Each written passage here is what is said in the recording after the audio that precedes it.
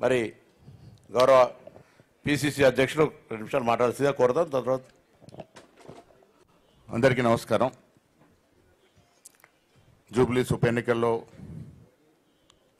కాంగ్రెస్ అభ్యర్థి నవీన్ యాదవ్ గారు అత్యధిక మెజార్టీతో గెలిపినందుకు వారికి అభినందనలు. ముఖ్యమంత్రి గారికి ప్రత్యేక ధన్యవాదములు.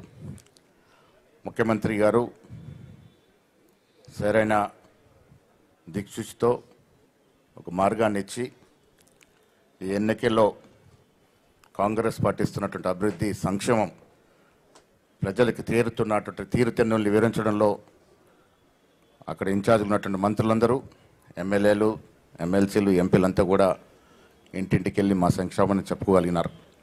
డిప్యూటీ ముఖ్యమంత్రి బట్టి విక్రమార్క గారు, నేను ఎప్పటికప్పుడు ముఖ్యమంత్రి గారి సలహా సూచనలతో కార్యక్రమాన్ని, సంక్షేమాన్ని ప్రజలకు తీరుతున్నట్టు తీరును వివరించడం జరిగింది. ఇవాళ ప్రజలు తెలంగాణ రాష్ట్రంలో 2 సంవత్సరాలుగా ప్రజాప్రభుత్వం నడుస్తున్నటువంటి కాంగ్రెస్ పార్టీ నాయకత్వం వహిస్తున్నటువంటి రేవంత్ రెడ్డి గారి పట్ల సానుకూలంగా ఉన్నారు, పాజిటివ్గా ఉన్నారు.